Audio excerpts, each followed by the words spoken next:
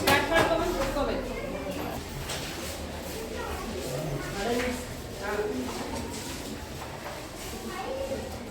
ನಿಮಗೆ ಈ ಲಾಸ್ಟ್ ಕ್ಲಾಸಲ್ಲಿ ಇದನ್ನು ಹೇಳ್ತೇವೆ ನಿಮಗೆ ಇಂಟ್ರಡಕ್ಷನ್. ಫಸ್ಟ್ ಕ್ಲಾಸಲ್ಲಿ ಯಾವುದು ಫಸ್ಟ್ ಪಾಠ? ನಮ್ಮ ಸುತ್ತಮುತ್ತಲಿನ ದ್ರವ್ಯಗಳು. ದ್ರವ್ಯ ಅಂದ್ರೇನು?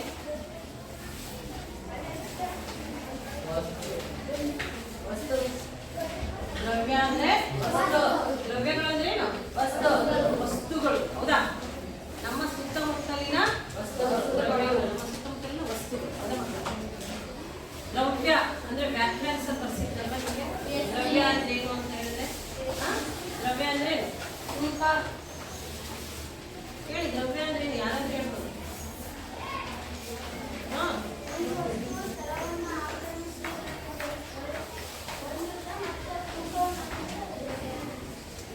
ಒಂದು ವಸ್ತು ಅಂತ ಹೇಳ್ಬಾರ್ದು.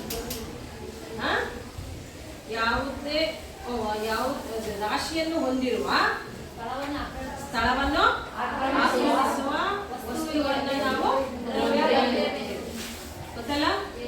ಏನ್ ಹೇಳಿ? ಸ್ಥಳವನ್ನು ಮತ್ತು ರಾಶಿಯನ್ನು ಅಥವಾ ತೂಕವನ್ನು ಹೊಂದಿರುವ ವಸ್ತುವಿಗೆ ಹೌದಾ? ದ್ರವ್ಯ ಅಂದ್ರೆ ಏನಂತ ಅರ್ಥ ಆಯ್ತಲ್ಲ? ದ್ರವ್ಯ ಅಂದ್ರೆ ವಸ್ತುಗಳು. ನೀವು ಏನ್ ವಸ್ತುಗಳು ನೋಡ್ತೀವಿ ಅಷ್ಟು ದ್ರವ್ಯನೇ. ಹೌದಾ? ಈಗ ಇಲ್ಲಿ ಎಷ್ಟೋ ಒಂದು ಥಿಂಗ್ಸ್ ವಸ್ತುಗಳನ್ನ ಇಟ್ಟಿದ್ದೀನಿ. ಹೌದಾ? ಇವುಗಳ ಪರಿಚಯ ಇದೆ ನಿಮಗೆ? ಇದಕ್ಕೇನಂತಾರೆ? ಗ್ಲಾಸ, ಜಾರ್, ಜಗ್ಗು,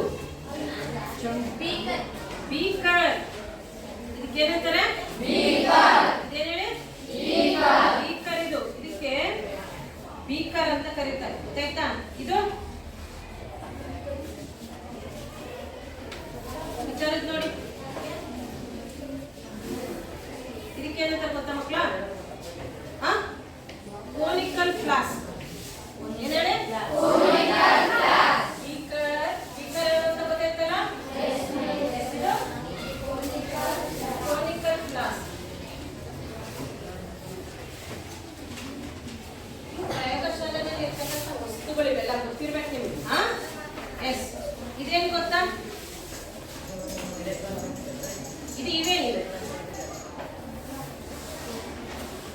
ಇದಕ್ಕೇನಂತ ಹೇಳ? ಅಲ್ಲಿ ಹೇಳಿದ್ರೆ ಯಾರೊಬ್ರು ಹೇಳಿ.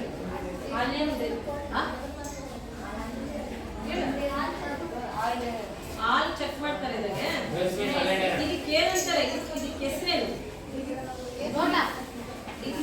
ಡಿಗ್ರಿ. ಡಿಗ್ರಿ ಅಂತ ಇರುತ್ತಲ್ಲ ಅನ್ನೋದು. ಅದು ಆಲ್ರೆಡಿ ಇದ್ರೊಳಗೆ ಹಾಲು ಹಾಕಿ ಆಮೇಲೆ ಬೇರೆ ನಿಲ್ತಾರೆ. ಅದ್ರೊಳಗೆ ಹಾಲು ಹಾಕಿ. ಹೌದಾ? ಅದು ಅರ್ಥ ಮಾಡೋದು ಡಿಗ್ರಿ ಬೇರೆ. ಗೊತ್ತಾಯ್ತಾ? ಇದಕ್ಕೆ ಮಕ್ಕಳ ಪ್ರಣಾಳ ಅಥವಾ ಟೆಸ್ಟ್ ಟ್ಯೂಬ್. ಇದೇನಿದು? ಪ್ರಣಾಳ ಅಥವಾ ಟೆಸ್ಟ್ ಟ್ಯೂಬ್. ಗೊತ್ತಾಯ್ತಾ? ಗೊತ್ತಾಯ್ತಲ್ಲ ಎಲ್ರಿ? ಪ್ರಣಾಳ ಅಥವಾ ಟೆಸ್ಟ್ ಟ್ಯೂಬ್.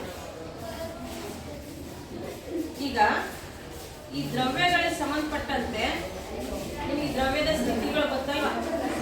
ದ್ರವ್ಯದ ಸ್ಥಿತಿಗಳು ಯಾವುವು ಅಂದ್ರೆ ಘನ, ದ್ರವ, ಅನಿಲ. ಹೌದಾ? ಘನ, ದ್ರವ, ಅನಿಲ. ಘನ ಸ್ಥಿತಿ, ದ್ರವ ಸ್ಥಿತಿ, ಅನಿಲ ಸ್ಥಿತಿ. ಇವಕ್ಕೆಲ್ಲ ನೀವೆಲ್ಲ ಉದಾಹರಣೆ ಕೊಟ್ಟಿದ್ದೀರಾ? ಲಾಸ್ಟ್ ಬೆಂಚ್ ಶ್ರವಂತಿನೇ ಇಲ್ಲ? ಶ್ರವಂತಿಯಲ್ಲ? ಘನಕ್ಕೆ ಉದಾಹರಣೆ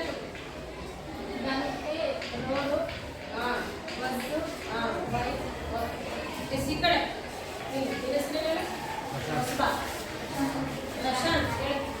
ದ್ರವಕ್ಕೆ ಉದಾಹರಣೆ ಪೆಟ್ರೋಲ್, ಗಮ್ಮು, ಎಣ್ಣೀರು. ಅನಿಲಕ್ಕೆ ಉದಾಹರಣೆ ಕೊಡ. ನೀನೇ ಕೊಡ. ಅನಿಲ ಅಂದ್ರೆ ಯಾವ್ದು ಹೇಳ್ತೀವಿ?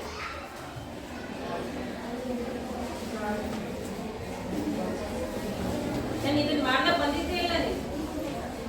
ನಾನು ಈ ಪಾಠ ಮಾಡ್ದೆ ಬಂದಿದ್ದೇ ಇಲ್ಲ ಹಿಂದಿನ ಕ್ಲಾಸಲ್ಲಿ ಬಂದಿದ್ದೇ ಇಲ್ಲ ಹೇಳಿ ಅಷ್ಟೇ ಸಾಕು ನಿಮಗೆ ಬಂದಿರಲಿಲ್ಲ ನಿಮ್ಮಗಳು ಬಂದಿರಲಿಲ್ಲ ಅನಿಲ ಅಂತಂದ್ರೆ ನೀವು ಗೊತ್ತಾಗುತ್ತೆ ಯಾವುದು ಅಂತ ಅನಿಲ ಅಂತ ಯಾವ್ದು ಕೇಳ್ತಾರೆ ಅನಿಲ ಅಂತ ಯಾವ್ದು ಕೇಳ್ತಾರಪ್ಪ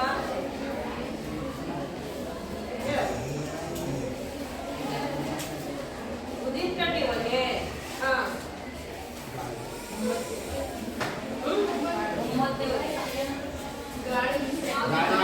ಹೌದಾ ಇದೆಯಲ್ಲ ನೀವು ಘನ ದ್ರವ ಅನಿಲ ಅಂತಂದ್ರೆ ಘನ ಅಂದ್ರೆ ಅನಿಲ ಗಾಳಿ ಗೊತ್ತಿಲ್ಲ ನಿನಗೆ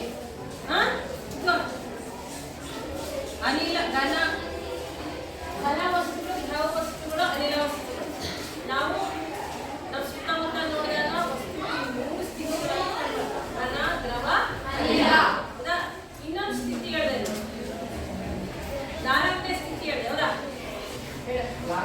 ಪ್ಲಾಸ್ಮಾ ಸ್ಥಿತಿ ಪ್ಲಾಸ್ಮಾ ಸ್ಥಿತಿ ಯಾವುದು ಅಂತ ಹೇಳಿದ್ವಿ ಯಾವುದು ಪ್ಲಾಸ್ಮಾ ಸ್ಥಿತಿ ಅಂದ್ರೆ ಯಾವುದು ಉದಾಹರಣೆ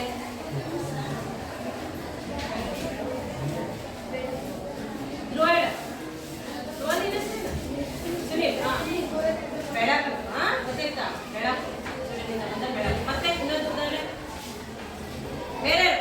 ಬೇರೆ ಬಂದಿದ್ದೀರಾ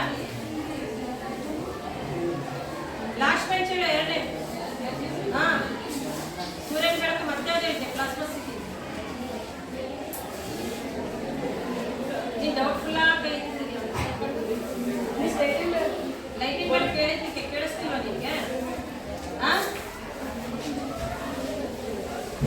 ಬೆಂಕಿ ಗೊತ್ತಾಯ್ತಾ ಮಕ್ಕಳ ಕೇಳಿಸ್ಕೊಂಡ್ರ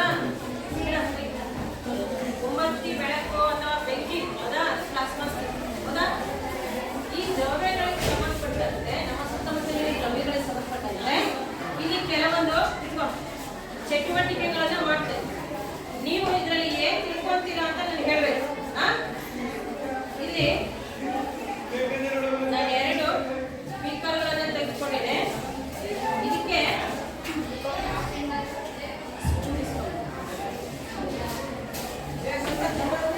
ಇಲ್ಲಿ ನೋಡಿ ಆ ಕಡೆ ನೋಡ್ಬೇಡಲ್ಲ ಅಲ್ಲೇ ಕೊಡ್ತೀವಿ ಇದು ಸಕ್ಕರೆ ಬೇಕಾ ಇದು ಉಪ್ಪು ಬೇಕಾ ಎಸ್ ಇಲ್ಲಿ ನಾನು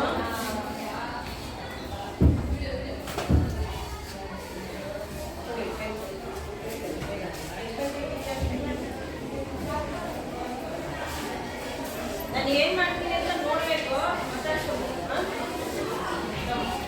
ನೋಡಿ ಇಲ್ಲಿ ನಾನು ಇದರಲ್ಲಿ ಮಾರ್ಕ್ ಮಾಡಿದ್ದೀನಿ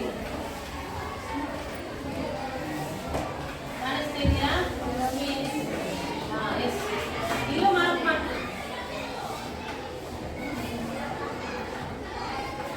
ಹೌದಾ ಎಸ್ ಇಲ್ಲಿ ನಾನು ಬ್ಲಾಕ್ ಇದರಲ್ಲಿ ಮಾರ್ಕ್ ಮಾಡಿದ್ದೇನೆ ಈಗ ನಾನು ಇದಕ್ಕೆ ಸಕ್ಕರೆ ಸೇರಿಸ್ತಾ ಇದ್ದೀನಿ ಕಾಣಿಸ್ತಿದ್ಯಾ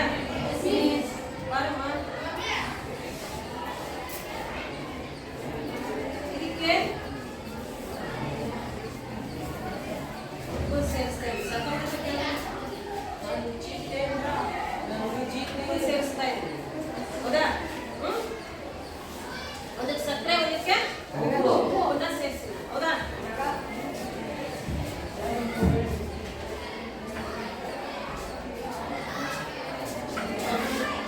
ಈಗ ಇದನ್ನ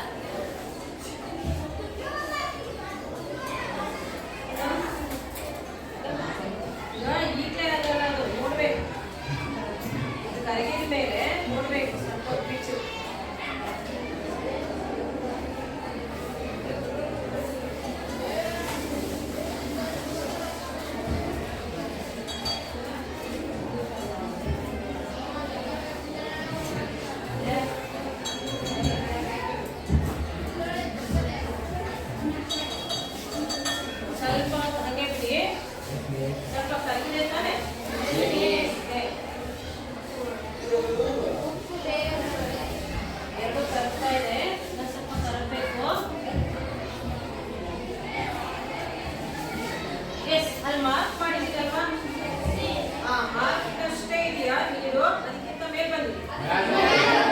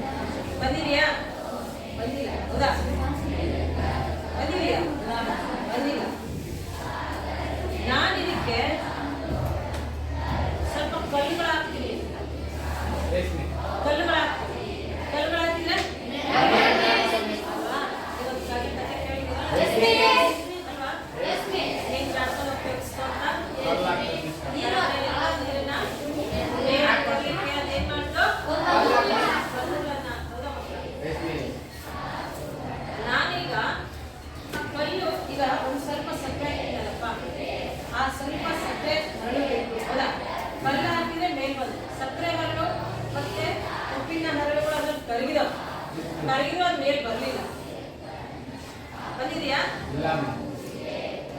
ಕಲ್ಲು ಹಾಕಿದ್ರೆ ಒಬ್ಬರೇ ಘನವಸ್ತಲ್ವಾ ಘನವಸ್ತಲ್ವಾ ಸಕ್ಕರೆ ಘನವಸ್ತು ಹೌದಲ್ಲ ಮತ್ತೆ ಒಬ್ಬರೇ ಹೇಳಿ ಅದು ನೀರೇ ಕಲ್ಲು ಕರಗಲ್ಲ ಕಲ್ಲು ಕರಗಲಿಲ್ಲದಕ್ಕೆ ಅದು ಮೇಲೆ ಬರಲ್ಲ ಕರಗಿರೋದಕ್ಕೆ ಕಲ್ಲು ಕರಗಲಿಲ್ಲದಕ್ಕೆ ಮೇಲೆ ಬಂತು ನೀರು ಹೌದಾ ಇದು ಕರಗಿರೋದಕ್ಕೆ ಮೇಲೆ ಬಂದಿದೆ ಕರಗಿದಾಗ ಯಾಕೆ ಮೇಲೆ ಬರಲಿಲ್ಲ ಕರಗಿದ ನೀರಲ್ಲೇ ಇರುತ್ತೆ ಹೌದಾ ಕರಗಿದ್ದು ಕಲ್ಲು ನೀರಲ್ಲೇ ಇತ್ತಲ್ಲ ಒಟ್ಟು ನೀರಲ್ಲಿ ಇತ್ತು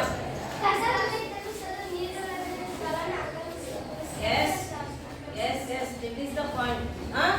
ನಾವು ಕಲ್ಲನ್ನ ಹಾಕಿದಾಗ ಆ ಕಲ್ಲು ಆ ನೀರಿನ ಒಂದು ಸ್ಥಳವನ್ನು ಆಕ್ರಮಿಸುತ್ತೆ ಅಲ್ವಾ ಆ ಕಲ್ಲು ನೀರಿನ ಸ್ಥಳವನ್ನು ಆಕ್ರಮಿಸೋದಕ್ಕೆ ಅಲ್ಲಿರ್ತಕ್ಕಂಥ ನೀರು ಮೇಲಕ್ಕೆ ಬರಬೇಕು ಹೌದಲ್ಲ ನೀವು ಒಂದು 4-5 ಜನ ಕೂತಿರ್ತೀರ ಇಲ್ಲ 4 ಜನ ಕೂತಿರ್ತೀರಿ ಇನ್ನೊಬ್ಬ ಬರ್ತಾನೆ ಸರ್ಪ ಸರ್ಪ ಸರ್ಪ ಅಂತ ಅವನು ಸ್ಟ್ರಾಂಗ್ ಆಗಿದ್ರೆ ನಿಮ್ಮನ್ನ ಸರ್ಚ್ ಕೂರಿಸ್ತಾನೆ ಸ್ಟ್ರಾಂಗ್ ಇರಲಿಲ್ಲದ್ರೆ ನೀವೇ ಕಳೆದ್ಬಿಡ್ತೀರ ಅವ್ರು ಹೌದಾ ಹಂಗೆ ಇಲ್ಲಿ ಈ ಕಲ್ಲಿದೆಯಲ್ಲ ಕಲ್ಲಿನೊಳಗೆ ಹಾಕಿದಾಗ ಏನಾಗುತ್ತೆ ನೀರು ಮೇಲೆ ಬರುತ್ತೆ ಆದ್ರೆ ಸಕ್ಕರೆ ಮತ್ತೆ ಉಪ್ಪಿನ ಕಣಗಳನ್ನ ಹಾಕೋದು ಮೇಲೆ ಬರಲಿಲ್ಲ ಯಾಕೆ ಅಂತ ಹೇಳಿದ್ರೆ ಸಂತೋಷ್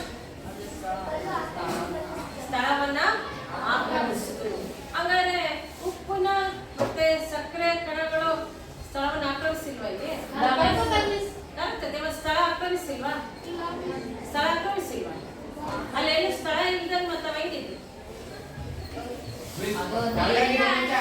ಒಬ್ರು ನಿಂತ್ಕೊಂಡು ಹೇಳ್ಬೇಕು ಹೇಳು ಏನಾದ್ರು ಹೇಳು ಅವಾಗೇನ್ ಮೇಲಕ್ಕೆ ಬಂದಿತ್ತ ನೀನು ಗಮನಿಸ್ಲಿಲ್ಲ ಬರ್ಬೋದು ಅಲ್ವಾ ನಾನು ಫಸ್ಟ್ ಅದನ್ನ ಆಗಕ್ಕಿಂತ ಮುಂಚೆ ಇದನ್ನ ಮಾರ್ಕ್ ಮಾಡ್ತೇನೆ ಸಕ್ಕರೆ ಉಪ್ಪು ಹಾಕ್ತಾ ನಾನು ಮಾರ್ಕ್ ಮಾಡ್ಲಿಲ್ಲ ಹೌದಾ ಕರಗಿದ ನೋಡಿ ನಿಮ್ ಪ್ರಕಾರ ಕರಗಿದ ಸ್ವಲ್ಪ ಮೇಲೆ ಬಂತು ಕರಗಿದ ಮೇಲೆ ಯಾಕೆ ಮೇಲೆ ಬರೋದು ನೀರಿನ ಜೊತೆಗೆ ಓಕೆ ನೀರಿನ ಜೊತೆಗೆ ಮಿಶ್ರಣ ಆಗೋದಕ್ಕೆ ಯಾಕೆ ಮೇಲೆ ಬರಬಾರ್ದು ಸ್ಥಳವನ್ನು ಆಕ್ರಮಿಸಿದ್ರೆ ಆಕ್ರಮಿಸಿಲ್ಲ ಸ್ಥಳ ಇಲ್ಲದೆ ಅಲ್ಲಿ ಇರಕ್ಕಾಗುತ್ತ ವಸ್ತುಗಳು ನೀವು ಹೇಳಿದ್ರಿ ದ್ರವ್ಯಗಳು ಸ್ಥಳವನ್ನು ಆಕ್ರಮಿಸುತ್ತವೆ ತೂಕವನ್ನು ಹೊಂದಿವೆ ಮತ್ತೆ ಅಲ್ಲಿ ಇರ್ಬೇಕು ಅಂದ್ರೆ ಅಲ್ಲಿ ಸ್ಥಳ ಆಕ್ರಮಿಸ್ಬೇಕು ಬೇಡ ಮನು ಪಕ್ಕ ಕೂತಿರೋ ಯಾರು ಏನ್ ಮಾಡ್ತಿದ್ವಿ ಕೇಳ್ತಾ ಇಲ್ಲ ಇನ್ನ ಏನ್ ಮಾಡ್ತಿದ್ದೆ ಮಕ್ಕಳು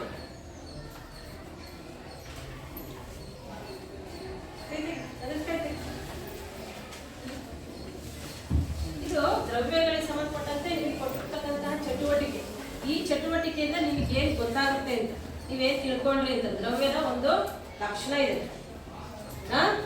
ಇಲ್ಲಿ ನೀರಿನ ಕಣಗಳಿದಾವಲ್ಲ ಮಕ್ಕಳ, ನೀವು ಹೇಳಿದ್ದೆಲ್ಲ ಸರಿ. ನೀರಿನ ಕಣಗಳ ನಡುವೆ ಸ್ಥಳಾವಕಾಶ ಕಂಡುಬರುತ್ತೆ. ಸ್ಥಳಾವಕಾಶ ಇರೋದ್ರಿಂದ ಆ ಸ್ಥಳವನ್ನೇ ಆಕ್ರಮಿಸಿದವೆ. ಅರ್ಥ ಆಯ್ತಾ? ಈ ನೀರಿನಲ್ಲಿ ಉಪ್ಪಿನ ಮತ್ತು ಸಕ್ಕರೆ ಕಣಗಳಿದಾವಲ್ಲ, ನೀರಿನ ಮಧ್ಯ ಮಧ್ಯ ಮಧ್ಯ ಸ್ಥಳಾವಕಾಶ ಇರೋದ್ರಿಂದ ಏನಾಗಿದೆ, ಆ ಒಂದು ಸ್ಥಳವನ್ನ ಉಪ್ಪು ಮತ್ತೆ ಸಕ್ಕರೆ ಕಣಗಳು ಆಕ್ರಮಿಸಿದೆ. ಅರ್ಥ ಆಯ್ತಾ? ಅರ್ಥ ಆಯ್ತಾ ಇಲ್ಲ? ಅರ್ಥ ಆಯ್ತಾ?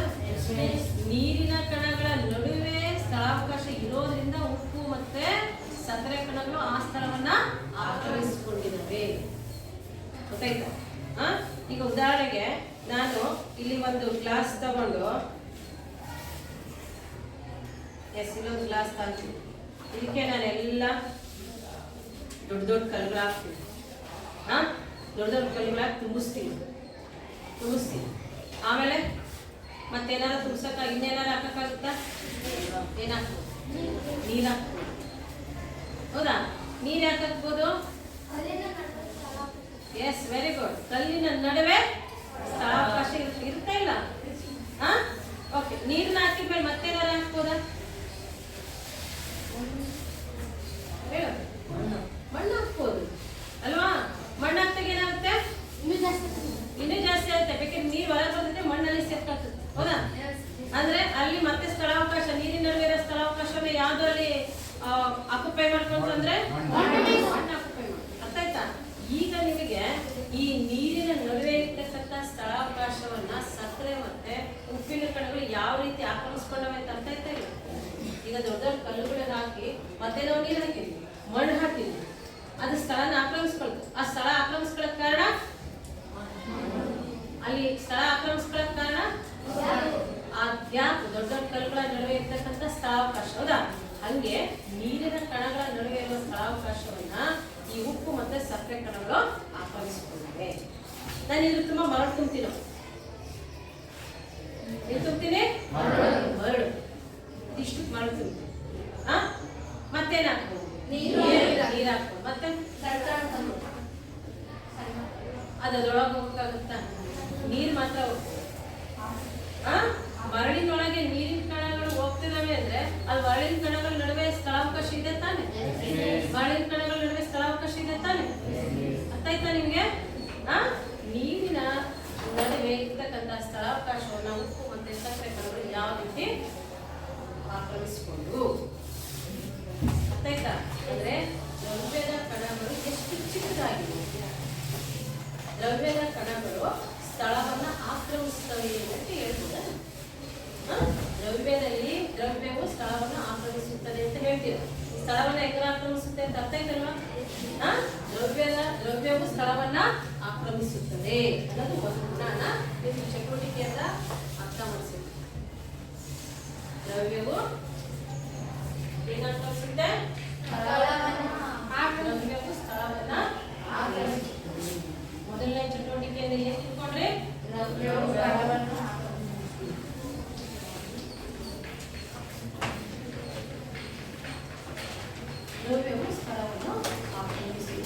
ಅದಕ್ಕೆ ಈ ಚಟುವಟಿಕೆ ನೀವೇನ್ ಚಟುವಟಿಕೆ ಮಾಡಿದ್ರೆ ಅಂದ್ರೆ ಅದರಲ್ಲಿ ನೀರು ತಗೊಂಡು ಮಿಸ್, ಉಪ್ಪು ತಗೊಂಡು ಮಿಸ್, ಸಕ್ಕರೆ ತಗೊಂಡು ಮಿಸ್, ಹಾಕಿದ್ವಿ ಮಿಸ್ ಅಲ್ಲ. ಈ ಚಟುವಟಿಕೆ ಮಾಡಿರೋ ಉದ್ದೇಶ ಏನು? ಹೆಂಗ ಆಕ್ರಮಿಸುತ್ತೆ ಅಂತ ಅರ್ಥ ಆಯ್ತಲ್ಲ? ನೆಕ್ಸ್ಟ್ ಚಟುವಟಿಕೆ ಮಾಡೋಣ.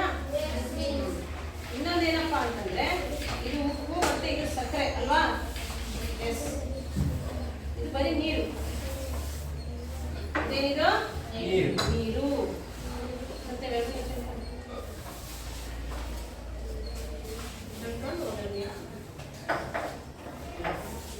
ಈಗ ನಾನು ಇದರಲ್ಲಿ ಇದು ಇದೆಯಲ್ಲ ಮಕ್ಕಳ ಬೀಕರು, ಇದ್ರ ಮೇಲೆ ನೋಡಿ ಇಲ್ಲಿದೆ 250 ml ಅಂತ 250 ಮಿಲಿಲೀಟರ್. ಗೊತ್ತಾಯ್ತಾ? 1 ಲೀಟರ್ ಅಂದ್ರೆ ಎಷ್ಟು ಮಿಲಿಲೀಟರ್? 1000 ಮಿಲಿಲೀಟರ್. ಇದೆಷ್ಟು? 250 ml ಅಂದ್ರೆ 1 litre. Very good. 250 ml.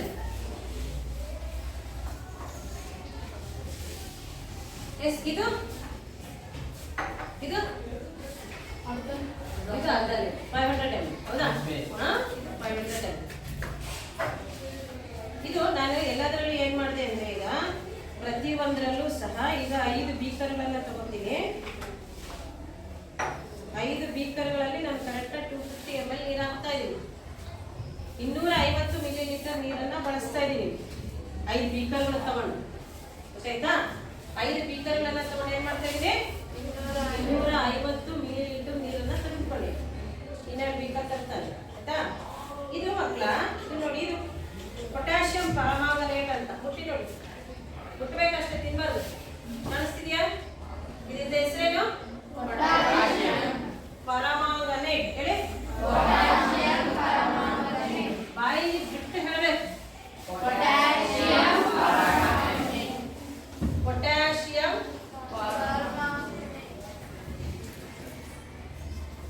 Potassium ಪರಮಾಂಗನೇಟ್.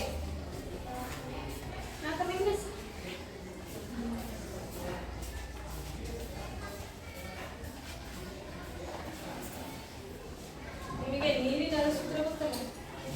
ಏನ್ ನೀರಿನ ಅಣುಸೂತ್ರ? ಹಾಗೆ ಪೊಟ್ಯಾಷಿಯಂ ಪರಮಾಂಗನೇಟ್ ಅಣುಸೂತ್ರ ಇದೆ ಮಕ್ಕಳು. ಪೊಟ್ಯಾಷಿಯಂ ಪರಮಾಂಗನೇಟ್ ಅಣುಸೂತ್ರ ಏನಪ್ಪಾ ಅಂದ್ರೆ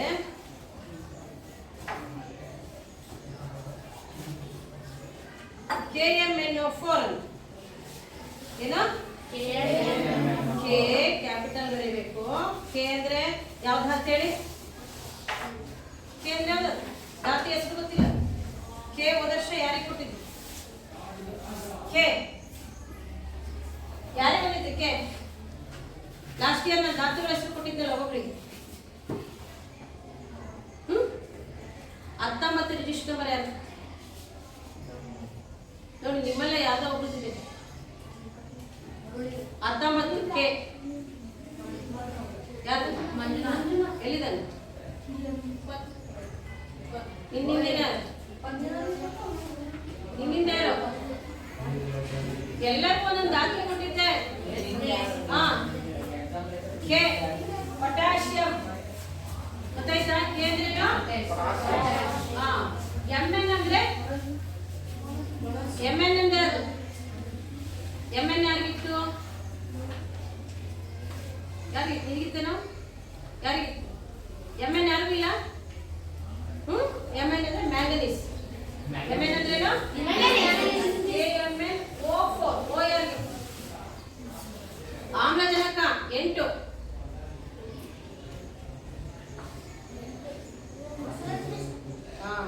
ಗೊತ್ತಾಯ್ತಾ? ಕೆ ಅಂದ್ರೇನು? ಕೆ ಅಂದ್ರೇನು? ಪೊಟ್ಯಾಷಿಯಂ. ಎಸ್. MN ಅಂದ್ರೆ ಎಂ ಕ್ಯಾಪಿಟಲ್ ಇರಬೇಕು, ಎನ್ ಸ್ಮಾಲ್ ಲೆಟರ್ ಇರಬೇಕು. MN ಅಂದ್ರೆ ಮ್ಯಾಂಗನೀಸ್. O ಅಂದ್ರೆ ಆಕ್ಸಿಜನ್ ಅಥವಾ ಆಮ್ಲಜನಕ. KMnO4 potassium ಪರಮಾಂಗನೇಟ್ ಅಣುಸೂತ್ರ KMnO4. ಯಾಕೆ ಬರ್ಕೊಳ್ಳಂಗಿಲ್ಲ? ಬರ್ತೀಯಲ್ಲ?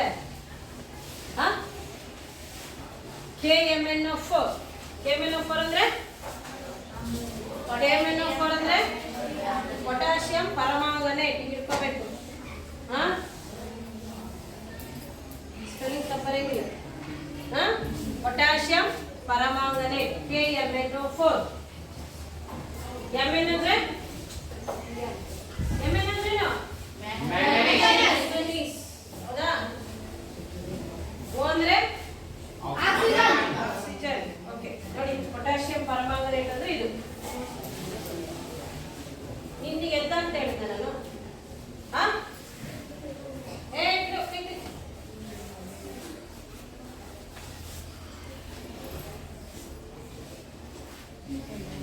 ಅದೇ ಬಿಡ್ಬೇಕು, ನೋಡ್ಬೇಕಷ್ಟೇ.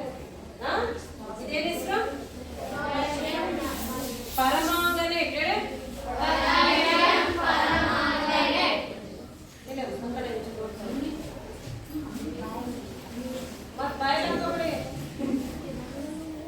ನೋಡ್ಬೇಕು ಅದು ಹೆಂಗಿದೆ. ನಾನು ಇನ್ನೊಂದ್ಸರಿ ಇದೇನು ಅಂತ ಕೇಳಿ ಹೇಳ್ಬೇಕು. ಮತ್ತೆ ಇನ್ನೊಂದ್ಸರಿ ಪ್ರಯೋಗದಲ್ಲಿ ಬರುತ್ತಿದ್ದು ನಾನು ಹಂಗೆ ಕೇಳ್ತೀನಿ, ಹೆಸರು ಹೇಳಲ್ಲ ನಾನು ಅವಾಗ.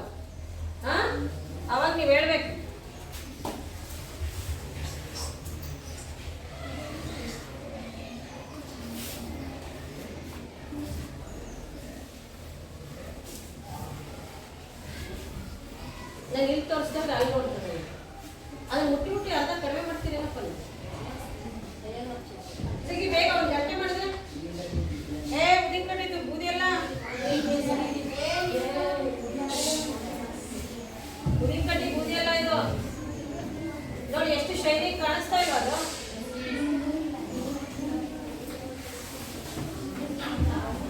ತಗೋಬೇಡ. ಯಾರು ತಗೊಂಡಿದ್ದು? ಯಾರು ತಗೊಳಂಗಿಲ್ಲ ಅಂತ ಹೇಳಿದೀನಿ. ಮತ್ತೆ ತಗೊಂಡು ಮಾತಾಡಿ ಕೊಡ್ತೀನಿ. ಯಾಕ ಮಾತಾಡೋದು ಬಿಡ.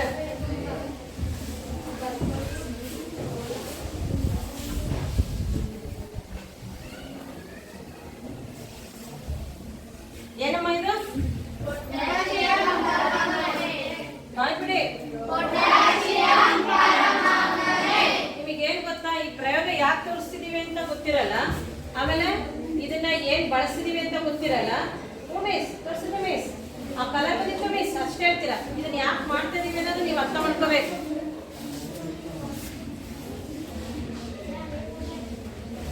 ಏನ ಹೆಸರು ಇದು ಸರ್? ಪರಮಾಂಗನೇಟ್. ಹೇಳ ನೀನು ಹೇಳ. ಪರಮಾಂಗನೇಟ್. ಪೆನ್ಸಿಲಿನ್ ಮತ್ತಲ್ಲ ಹಂಗೈತೆ ಅದೆಲ್ಲ, ಅದು ಗ್ರಾಫೈಟ್ ಅಂತ ಬೇರೆ ಬರುತ್ತೆ. ನೋಡ ಈಗ ಇದನ್ನ ತೋರಿಸಿದ್ರಿ ಒಬ್ಬ ಪೆನ್ಸಿಲಿನ್ ಮತ್ತು ಅಲ್ಲ ಇನ್ನೊಬ್ಬ ನಾನು ಅದನ್ನೇ ಹೇಳಿದ್ದು. ಇದೇನಿದೆ ಪೊಟ್ಯಾಷಿಯಂ ಪರಮಾಂಗನೇಟ್ ಅಂತ ಗೊತ್ತಾಯ್ತಾ? ನೋಡಿ ಇದನ್ನ ನೀರಿಗೆ ಹಾಕ್ತಾ ಇದೀನಿ ನಾನೀಗ. ಇದನ್ನ ಏನ್ ಮಾಡ್ತಾ ಇದೀನಿ? ನೀರಿಗೆ ಹಾಕ್ತಾ ಇದೀನಿ. ಎಷ್ಟು ಪಿಚ್ಚಿ ಪಿಚ್ಚಿ ಆಗಿದೆ ಹೌದಾ? ಎಷ್ಟಾಗಿದೆ?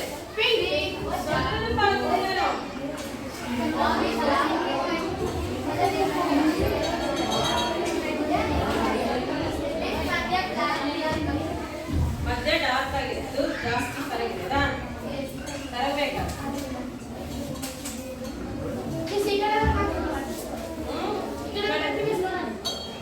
ಹಾಕ್ಬೇಕದನ್ನ ನೋಡಿ ಫುಲ್ ಡಾರ್ಕ್ ಆಗಿದೆ ಅಲ್ಲ? ಎಸ್. ನಿಮಗೆ ಇದರಲ್ಲಿ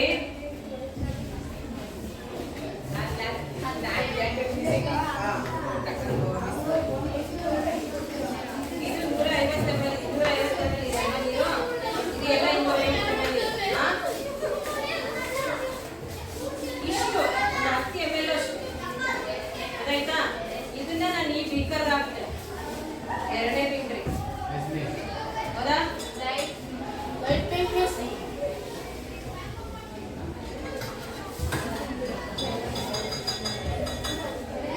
ಹೌದಾ? ಅದ ಮೈ ಬರುತ್ತೆ. ಮತ್ತೆ ಇದನ್ನ ತೆಗೆದುಕೊಂಡು ಒಂದು ಸ್ವಲ್ಪ ಜಾಸ್ತಿ ಹಾಕೊಳ್ಳಿ.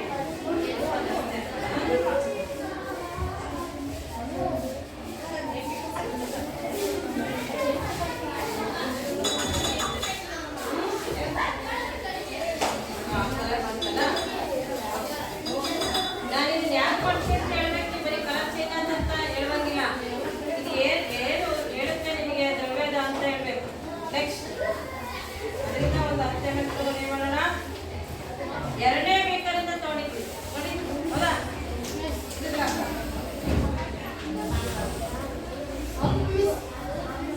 ಸ್ವಲ್ಪ ಆತಲ್ಲ,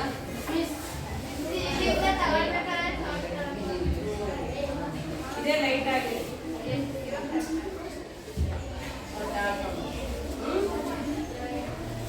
ಇದರಿಂದ ತಗೊಳ್ಳೋಣ.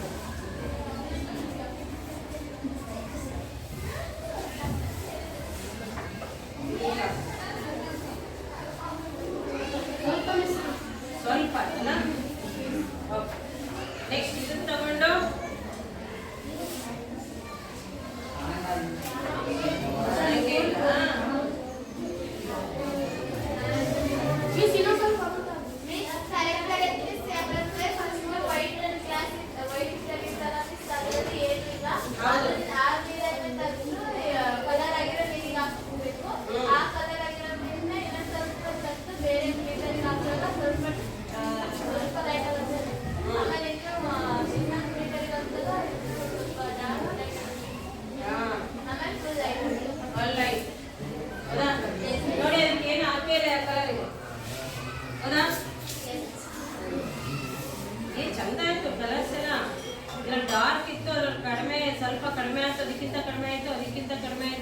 ಕಾಣಿಸ್ತಾನೆ ಇಲ್ಲ ಇದ್ರಾಗಂತೂ. ಇದನ್ನ ಹಾಕಿದ್ರೆ ಏನು ಕಣಗಳೇ ಕಾಣಿಸಲ್ಲ ನೋಡಿ. ಇದಕ್ಕೆ ಇದು ಎಷ್ಟು ಹಾಕಿದ್ರೆ ಏನಾದ್ರು ಕಣಗಳು ಕಾಣಿಸ್ತಾವ? ಇಲ್ಲ. ಈಗ ಹಂಗಾದ್ರೆ ಈ ಪೊಟ್ಯಾಷಿಯಂ ಪರಮಾಂಗನೇಟ್ ಕಣಗಳು ಇಲ್ಲಿಗೆ ಬಂದಿಲ್ವಾ? ನೀನು ಎತ್ತರ ಇದೆಯಾ ಅವನಿಗೆ ಇದಾಗ್ತೀಯ? ನೀನ್ ಮುಂದೆ ಬರ್ಬೇಕು ಕಣ. ಎಸ್ ನೋಡಿ, ಇದು ಮೊದಲನೇ ಬೀಕರಲ್ಲಿ ಡಾರ್ಕ್ ಆಗಿತ್ತು. ಇದೇನಿದೆ ಪೊಟ್ಯಾಷಿಯಂ ಪರ್ಮನೇಟ್ ದ್ರಾವಣ ಅಂತ ಏನಂತಾರೆ. ಇದು ಎರಡನೇ ಬೀಕರ್ ಆಗ್ತಾ ಸ್ವಲ್ಪ ಡಾರ್ಕ್ ಆಯ್ತು ಕಲರ್ಸ್. ಮೂರನೇ ಬೀಕರ್ ಆಗ್ತಾ ಲೈಟ್ ಆಯ್ತು. ನಾಲ್ಕನೇ ಬೀಕರ್ ಅಂತೂ ಇನ್ನೂ ಲೈಟ್ ಆಯ್ತು. ಹಾಗಾದ್ರೆ ಪೊಟ್ಯಾಷಿಯಂ ಪರಮಾಂಗನೇಟ್ ಕಣಗಳು ಇದರಲ್ಲಿ ಇಲ್ವಾ? ಕಾಣಿಸ್ತಾ ಇದಾವ? ಯಾಕೆ ಕಾಣಿಸ್ತಾ?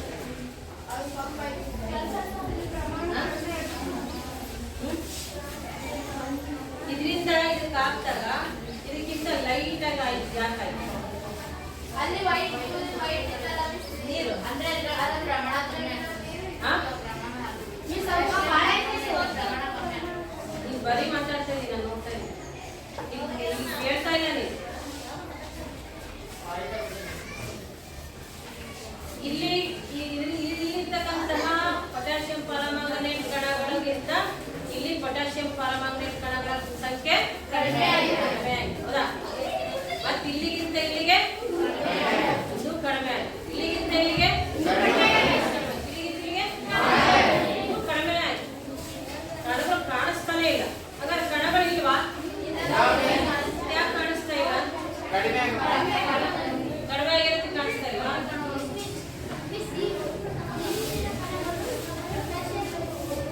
ಜೋರಾಗಿ ಹೇಳು, ಜೋರಾಗಿ ಹೇಳು.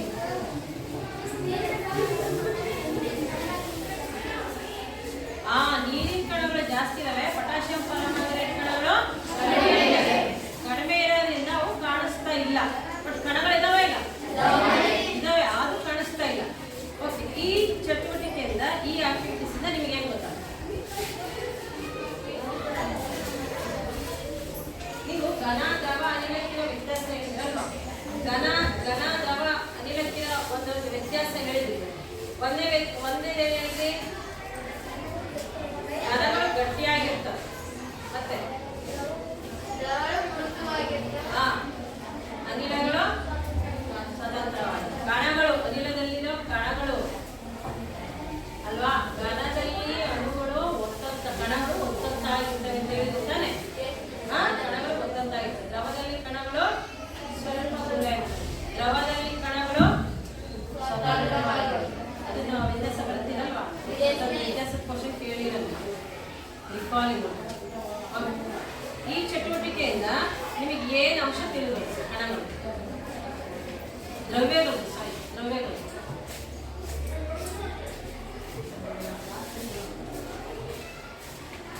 ಎಲ್ಲ ಹೇಳಿದ್ರಿ ನೀವು. ಅದು ನಮ್ಗೆ ಅಂಶದಲ್ಲಿ ಹೇಳ್ಬೇಕು ತಾನೆ? ದ್ರವ್ಯದಲ್ಲಿ ಕಣಗಳು ಎಷ್ಟು ಚಿಕ್ಕದಾಗಿದ್ದಾವೆ ಅಂದ್ರೆ ಚಿಕ್ಕದಾದ ಕಣಗಳಿಂದ ದ್ರವ್ಯಗಳು ಮಾಡಲ್ಪಟ್ಟಿವೆ. ಹೌದಲ್ಲ? ದ್ರವ್ಯದಲ್ಲಿ ಕಣಗಳು ಎಷ್ಟು ಚಿಕ್ಕದಾಗಿದ್ದಾವೆ ಅಂದ್ರೆ ಇದ್ರೂ ಕಾಣಿಸ್ತಾ ಇಲ್ಲ ನಮಗೆ. ಕಣಗಳು ಅಂದ್ರೆ ಚಿಕ್ಕ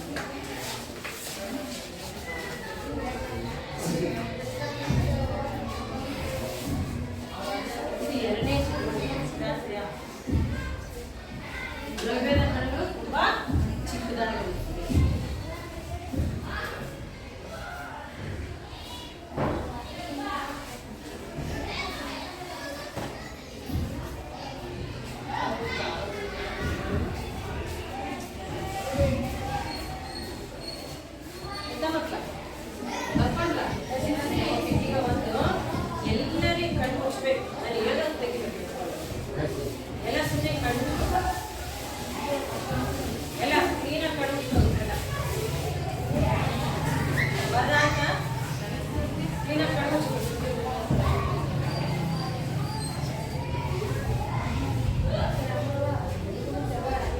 ಕಣ್ಣು ಬಿಡಂಗಿಲ್ಲ. ನಿನಗೆ ಹೇಳೋದು ಅರ್ಥ ಆಗಲಿಲ್ಲ. ಎಷ್ಟೊತ್ತು ತನಕ ಬರೆಯೋದು? ಒಂದು ಸೆಂಟೆನ್ಸ್ ಕೊಡಕ್ಕೆ ಎಷ್ಟೊತ್ತು ಬೇಕು?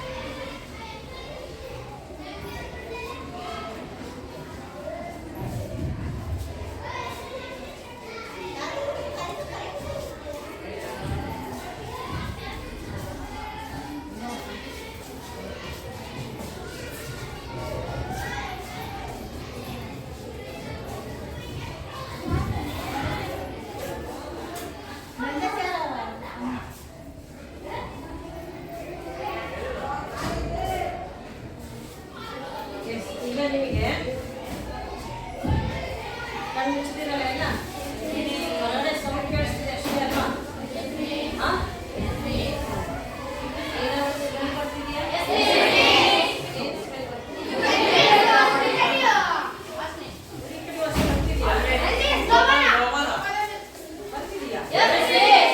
ಹಾಂ ಓಪನ್ ಮಾಡಿ.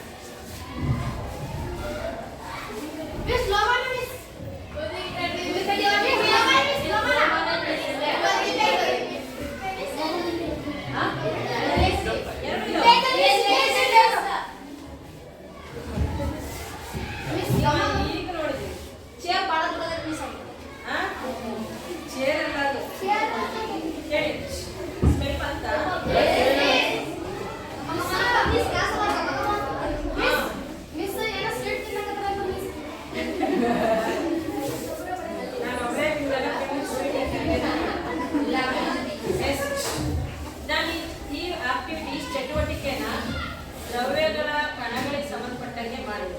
ಹೌದಾ? ಇದರಿಂದ ನಿಮಗೆ ಏನು ದ್ರವ್ಯದ ಏನು ಗುಣ ಇದೆ? ವಾಸ್ತೆ ಬಂತು. ಹೌದಾ? ನಾನೀಗ ಸಕ್ಕರೆ ಇಟ್ಟಿದ್ದೀನಿ. ಸಕ್ಕರೆ ವಾಸ್ತೆ ಬಂತ? ಉಪ್ಪಿನ ವಾಸ್ತೆ ಬಂತ? ಪೊಟ್ಯಾಷಿಯಂ ಪರ್ಮಾಂಗನೇಟ್ ವಾಸ್ತೆ ಬಂತ? ಯಾವ್ದು ವಾಸ್ತೆ ಬಂತು? ಲೋಪಾನ.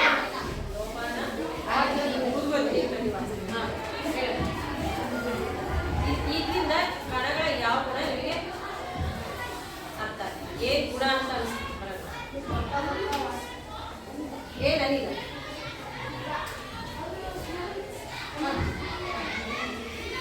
ಅನಿಲದ ಜೊತೆಗೆ ಮತ್ತೆ ಸಿಗ್ತದೆ ಏನು? ಗಾಳಿ.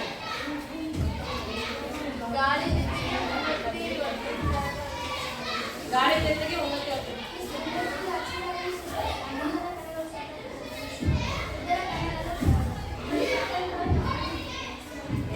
ಮೂರನೇ ಗುಣ ಹೇಳಿದ್ರಲ್ವಾ? ಮೂರನೇ ಗುಣ ಹೇಳಿದ್ರಲ್ಲ, ಕಣಗಳು ಅನಿಲದಲ್ಲಿ ಸ್ವತಂತ್ರವಾಗಿ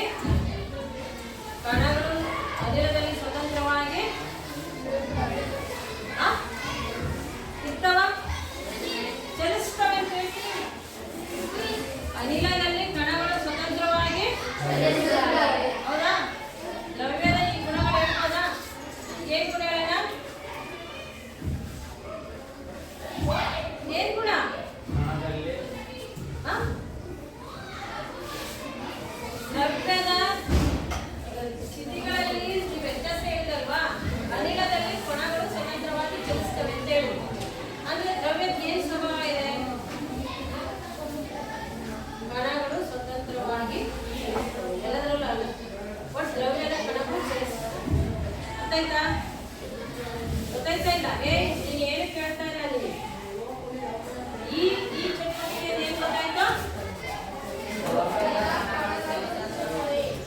ದ್ರವ್ಯದಲ್ಲಿ ಕಣಗಳು ಚಲಿಸುತ್ತವೆ. ಕಣಗಳು ಚಲನೆ ಇಲ್ಲೇ ಇಲ್ಲ. ಹೆಂಗ್ ಹೇಳ್ತೀರಾ ಕಣಗಳು ಚಲಿಸುತ್ತವೆ ಅಂತ?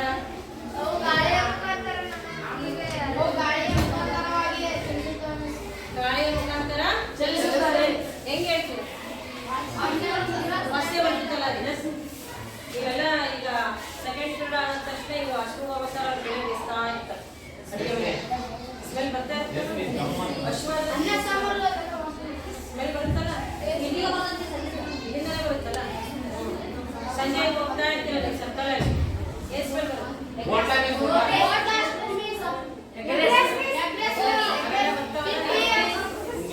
ಅವು ಬರ್ಲಿಕ್ಕೆ ಕಾರಣ ದ್ರವ್ಯದಲ್ಲಿ ಕಣಗಳು ಚಲಿಸುತ್ತವೆ. ದ್ರವ್ಯದಲ್ಲಿ ಕಣಗಳು ಚಲನೆಯಲ್ಲಿರ್ತವೆ. ಮತ್ತೆ ಇವು ಕಣಗಳು ಚಲನೆಯಲ್ಲಿ ಇರಲ್ವಾ? ಇವು ಉಪ್ಪು, ಸಕ್ಕರೆ, ಇದರಲ್ಲೆಲ್ಲ ಕಣಗಳು ಚಲಿಸಲ್ವಾ? ಇದರಲ್ಲೆಲ್ಲ ಕಣಗಳು ಚಲಿಸಲ್ವಾ? ಚಲಿಸ್ತವೆ ಅಂತ ಹೆಂಗ್ ಗೊತ್ತಾಗ್ತದೆ ನಿಮಗೆ? ಹಾ, ನೀರಿನ ನಾವೇ ಆಗ್ತದಲ್ವಾ? ಮತ್ತೆ ನಾನು ಕೇಳೋದು ಇವೆಲ್ಲ ಚಲಿಸಲ್ವಾ ಅಂತ. ಈ ಮರ ಸುತ್ತ ಚಲಿಸ್ತವೆ. ಮನು ಈಗ ಒಂದೊಂದ್ಸರಿ ಕದಗಳಿರ್ತಾವಲ್ಲ ಇವು, ಈ ಮರದ ಹೂ, ಕಬ್ಬಣದ ಹೂ, ಬೇಸಿಗೆ ಕಾಲದಲ್ಲಿ ನೋಡಿ, ಮಳೆಗಾಲದಲ್ಲಿ ನೋಡಿ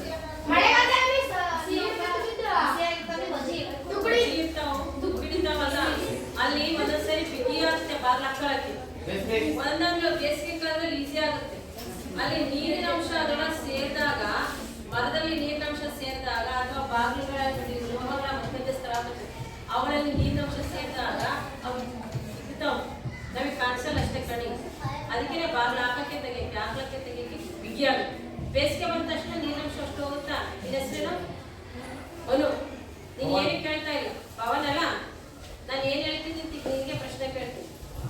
ಅವಾಗ ಏನಾಗುತ್ತೆ, ಕಣಗಳು ನೀರಿನ ಅಂಶ ಎಲ್ಲ ಆವಿಯಾಗುತ್ತೆ ಬೇಸಿಗೆಗೆ. ಅವಾಗ ಈಸಿಯಾಗಿ ಮತ್ತೆ ಕುಗ್ತಾವೆ ಕಣಗಳು. ಅವಾಗ ಈಸಿಯಾಗಿ ತೆಗೆದು ಹಾಕೋದು. ಹೌದಾ? ಇದು ನಿಮಗೆ ದ್ರವ್ಯದ ಕಣಗಳು ಚಲಿಸ್ತವೆ ಅಂತ ನಿಮಗೆಲ್ಲ ಚೆನ್ನಾಗಿ ನಿಮ್ಮ ಮನೆಗಳಿಗೆ ಹೋದ ತಕ್ಷಣ ಗೊತ್ತಾಗುತ್ತೆ. ನಿಮ್ಮಮ್ಮ ಸಂಜೆ ಏನಾದ್ರು ಮಾಡ್ತಿದ್ರೆ ನಮ್ಮ ಮಕ್ಕಳು ಬರ್ತಾರೆ ಅಂತ, ಅವ ಏನೋ ಮಾಡಿದಿಲ್ಲ, ಅವ ಏನೋ ಮಾಡಿದಿಲ್ಲ ಎಸ್. ನಿಮಗೆಲ್ಲ ಅವಾಗ ಒಂದ್ಸರಿ ನಾವು ಊರೊಳಗೆ ಬಂದಿದ್ದೀವಿ. ಅವಾಗ ಏನೋ ಹಬ್ಬ ಇತ್ತು, ಊರೊಳಗೆ ಯಾರು ಬಂದಿರಲಿಲ್ಲ ಅಂತ. ಅವಾಗೆಲ್ಲ ನೋಡ್ಬೇಕು, ನಿಮ್ ಕೇರಿಗೆ ಹೋದಾಗ ಬರೀ ಒಳಗೆ ವಸ್ತು, ಹಿಂಗೆ ಇದನ್ನ ಹೊತ್ಕೊಂಡು ಹೋಗೋದು ಇರ್ತಲ್ಲ. ದ್ರವ್ಯದಲ್ಲಿ ಕಣಗಳು ಚಲಿಸುತ್ತವೆ. ಅರ್ಥಾಯ್ತಾ? ಒಂದೊಂದು ಚಟುವಟಿಕೆ ನಾನು ಮಾಡಿದಾಗ ನೀವು ಇಷ್ಟರಲ್ಲೇ ಅನ್ಕೋಬೇಡಿ. ಈ ತರ ನಿಮ್ಮ ದಿನನಿತ್ಯ ಜೀವನದಲ್ಲಿ ಅನೇಕ ಘಟನೆಗಳು, ಅನೇಕ ಚಟುವಟಿಕೆಗಳನ್ನು ನೋಡ್ತೀರ ನೀವು. ಆದ್ರೆ ನಿಮಗಿದು ದ್ರವ್ಯ ಸ್ವಭಾವ, ದ್ರವ್ಯದ ಕಣಗಳು ಹಿಂಗೆ, ದ್ರವ್ಯದ ಕಣಗಳು ಹಿಂಗೆ ಅಂತ ಯೋಚನೆ ಮಾಡೋದು. ಬಟ್ ವೈಜ್ಞಾನಿಕವಾಗಿ ನಾವು ಯೋಚನೆ ಮಾಡ್ಬೇಕಂದ್ರೆ ವಿಜ್ಞಾನದಲ್ಲಿ ದ್ರವ್ಯದಲ್ಲಿರ್ತಕ್ಕಂತಹ ಕಣಗಳು ಸ್ಥಳವನ್ನ ಆಕ್ರಮಿಸ್ತವೆ ಅಂತ ಮೊದಲನೇ ಪ್ರಯೋಗ. ನೆಕ್ಸ್ಟ್ ಎರಡನೇದು, ದ್ರವ್ಯದ ಕಣಗಳು ತುಂಬಾ ಚಿಕ್ಕದಾಗಿವೆ. ಅರ್ಥಾಯ್ತಲ್ಲ? ಮತ್ತೆ ದ್ರವ್ಯದ ಕಣಗಳು ನಿರಂತರವಾಗಿ ಚಲಿಸುತ್ತವೆ. ದ್ರವ್ಯದ ಕಣಗಳು ಚಲಿಸುತ್ತವೆ. ಅರ್ಥಾಯ್ತ? ನೀವು ಚಟುವಟಿಕೆ ನಿಮ್ಮ ಮನೇಲಿ ಹೋಗಿ ಟೆಕ್ಸ್ಟ್ ಬುಕ್ ಹೋಗ್ಬೇಕು. ಟೆಕ್ಸ್ಟ್ ಬುಕ್ ಓದಿ. ನಾನು ನಾಳೆ ಅದಕ್ಕೆ ಪ್ರಶ್ನೆ ಕೇಳ್ತೀನಿ. ಪ್ರಶ್ನೆ ಕೇಳಿದಾಗ ನೀವು ಅದಕ್ಕೆ